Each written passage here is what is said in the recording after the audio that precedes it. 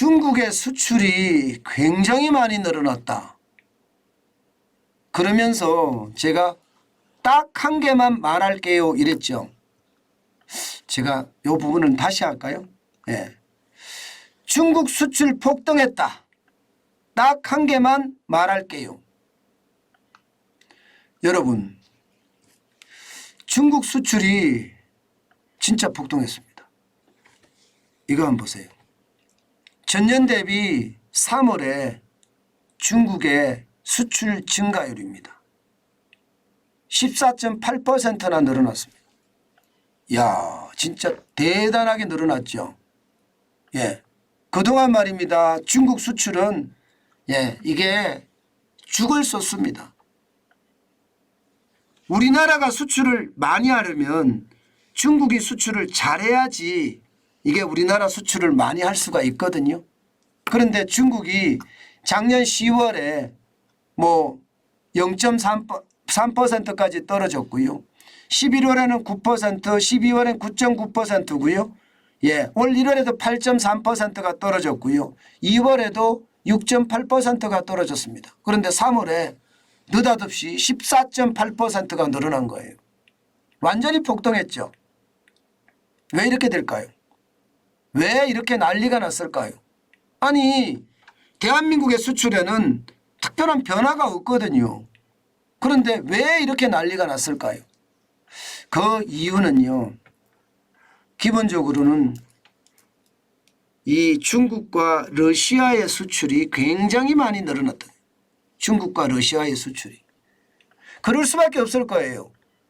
러시아는요, 생필품부터 시작해서 수많은 무기까지 지금 통제를 당하고 있거든요. 서양으로부터의 통제, 미국으로부터의 통제, 자유우방으로부터의 통제. 그러니까 중국은 생산해서 지금 러시아에다가 계속 실어 나르기 바쁜 거죠. 그래서 아마 14.8%가 늘어났지 않을까. 시장은 그렇게 예측을 합니다. 시장은요. 왜냐하면 중국이 리오프닝을 했는데도 리오프닝의 효과가 없거든요. 굉장히 미약하거든요. 굉장히 미약합니다.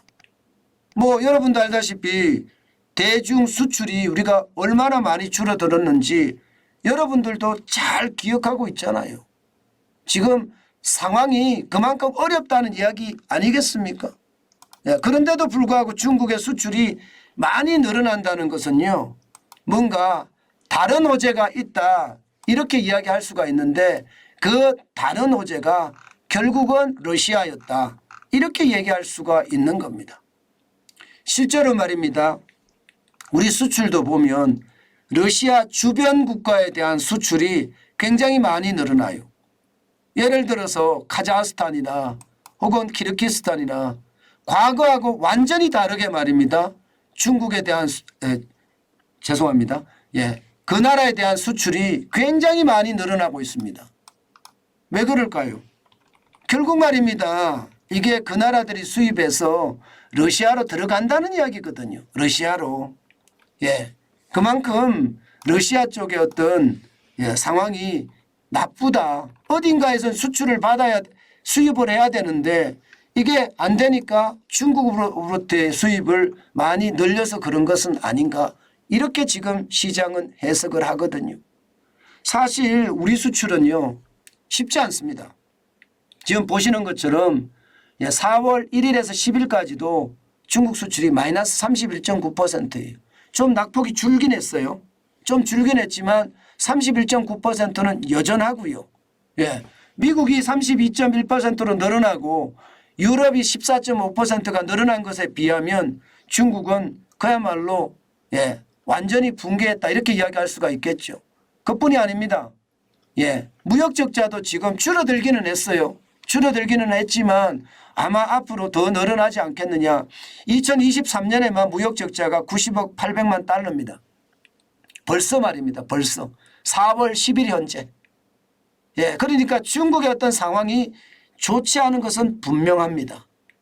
분명합니다. 그런데 늘어나는 것은 러시아와의 관계에서 늘어나는 거다. 이렇게 얘기할 수가 있습니다. 그런데 제가 딱 한 개만 말할게요. 제가 이렇게 써놨잖아요. 그러면 딱 한 개만 말할게요가 도대체 뭘까? 여러분들도 궁금하실 거예요. 제가 진짜 딱 한 개만 말하고 싶은 거예요. 뭐를 말하고 싶으냐? 여러분 이거 한번 보세요. 이거를 보시면 주요 수출액이에요. 주요 수출액.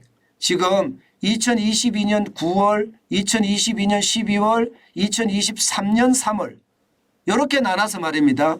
수출이 어떻게 증가했는지를 분석을 해봤더니 농수산식품은 8.1%에서 8.9%, 9.8% 많이 늘어났습니다. 그죠? 많이 늘어났습니다. 그리고 화장품도요.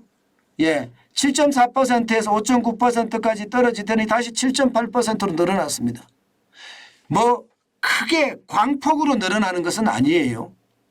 광폭으로 늘어나는 것은 아니지만 왜냐하면 리오프닝이라는 어떤 정책적인 행동에 중국이라는 거대한 시장이 지금 깨어나야 되는데 깨어나지는 않는다 이런 생각이 드니까요.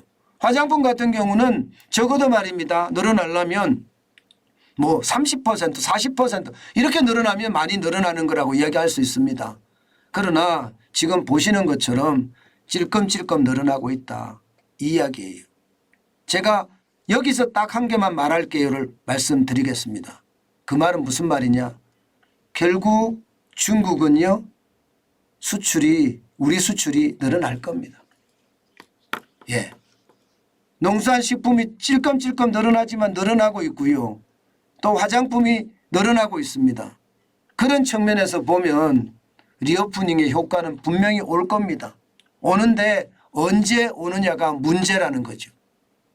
시간을 가지고 두고 올 겁니다. 특히 말입니다.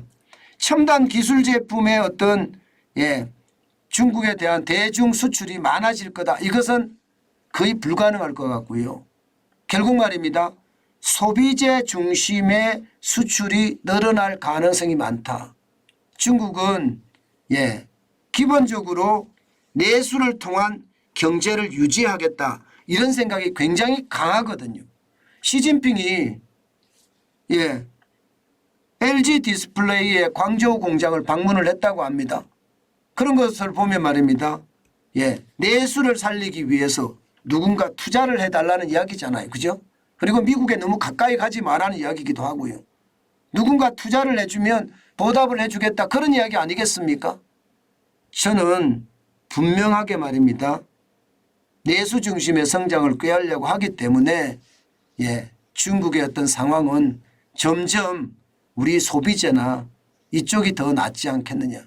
제가 여러분들에게 LG생활건강을 계속 말씀을 드리는 이유도 이게 리오프닝이 되면 효과가 있을 텐데 그 말씀을 계속 드리는 이유와 마찬가지입니다.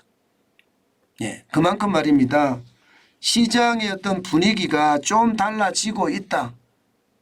화장품이나 의류나 혹은 식품에 대한 어떤 중국의 수요가 조금씩 늘고 있다. 뭐 이 정도는 우리가 이해하고 넘어가야 되겠다. 그 생각에 제가 말씀드리고자 합니다. 그러나 말입니다. 실제로 지금 중국에 대한 수출이 이렇게 많이 늘었지만 그에 대한 것은 러시아와 중국의 수출 관계 때문에 늘어난 거다. 이렇게 지금 현재까지는 이해하는 게 좋을 것 같습니다. 결국은 리오프닝이 우리 경제에도 도움이 될 겁니다. 어떤 식이든 도움이 될 거고 시간이 걸릴 뿐이지요. 만약에 그 사이에 중국이 만약에 경기 침체가 와서 부동산이 무너지거나 경제 위기가 닥치면 또 다른 문제가 생기겠지만 현재까지는 리오프닝이 우리 경제에 도움이 될 거다. 이렇게 예상할 수 있습니다. 제가 여러분들에게 이게 항상 미래를 볼 수 있는 그런 주제들을 많이 잡거든요. 그래야지 우리 경제가 많이 좋아질 것인지 예측할 수 있으니까요. 중국에 대한 이야기도 그 일환으로 받아들여주면 좋겠습니다.